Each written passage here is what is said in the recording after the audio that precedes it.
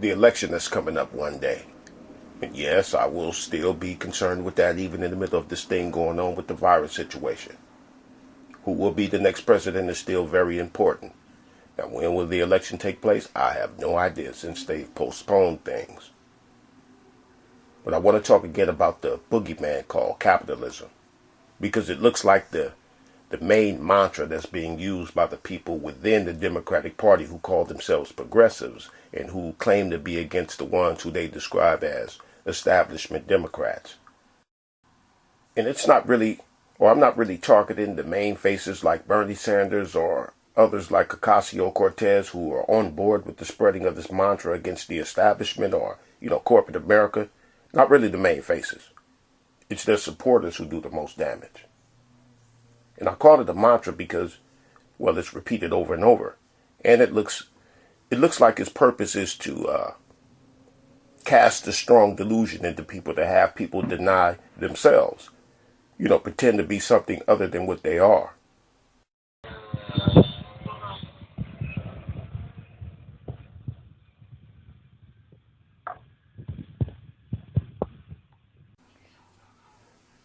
And before I go on, the intent of this commentary is in regards to what it means to blow smoke up someone's ass. Some of you need an enema. And hopefully hearing this will get some of you to blow the smoke back out. Because that's what this is. This anti-establishment, anti-capitalism talk is blowing smoke. You want to sound like a rebel. You want to appear to be a trailblazer. So these folks who call themselves progressives, as if others outside of their group are not progressive. Notice that they don't talk about how they want to go back to the days of tilling the field, or churning their own butter after milking their own cows. The horse and carriage, carrying kerosene lamps, using brick ovens. The folks who claim to have a problem with capitalism and the oligarchs. When I listen close, they're complaining about not getting their cut, crying about not getting their fair share of the loot and the heist that they say is destroying the earth and destroying everything on it. The ones who say that they're progressives or just other people in general who claim to be against big corporations. And I say claim because of the people who might hear this video from a computer made by Bill Gates. People who will sometimes fly first class on these planes that are getting bailed out right now. People who store their money in these banks that they say they're against and who will be using their credit or debit cards to pay for stuff. People who have a problem with big corporations looking to profit off the coronavirus while they themselves have their super chats enabled when they're talking about how wrong these companies are for wanting to profit during this time. They make sure to have the links to their Patreons and PayPals in the description box while they're talking against how evil it is to profit off of people's pain. The ones of you who call yourselves progressives, or just people in general. You want to charge your phone with a banana, or do you want to use General Electric? GE, the establishment that got a bailout in, I think that was 2008. I think they got about $200 billion. I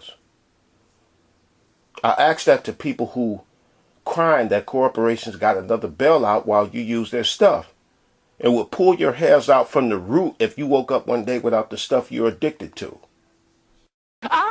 The new bucket and the cleaning woman.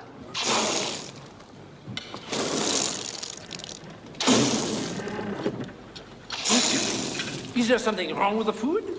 No, the food was excellent. Madam, perhaps we should be going. Very well, monsieur. Thank you so much. So nice to see you. And I hope very much we will see you again very soon. Au revoir, monsieur. Oh dear. I have trodden in monsieur's bucket. Another bucket for monsieur. And perhaps a hose. Now let me point out something that's obvious, because sometimes the obvious just needs to be pointed out sometimes. You want to know why mom and pop businesses stay small? It's because we don't want their stuff. We want bigger, shinier things with big signs and low prices with stickers on it to show us the great deals we're getting and how much money we're saving. This is what we are.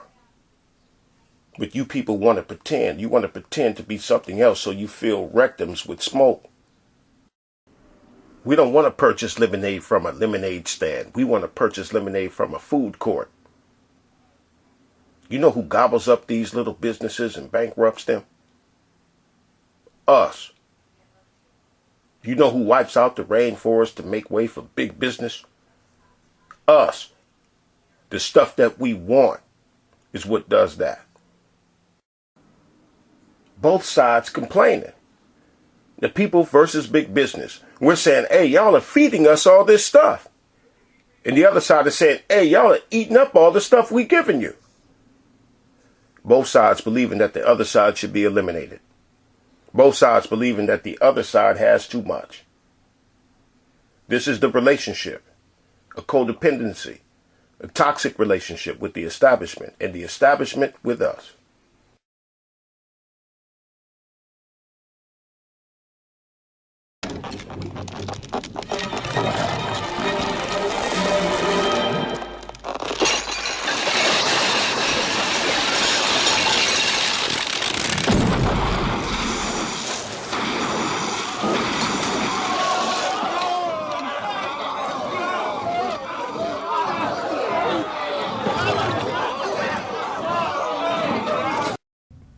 Benjamin Dixon, he calls himself a progressive.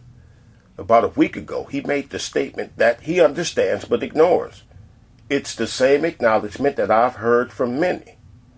He said, we keep wanting more of the establishment's things.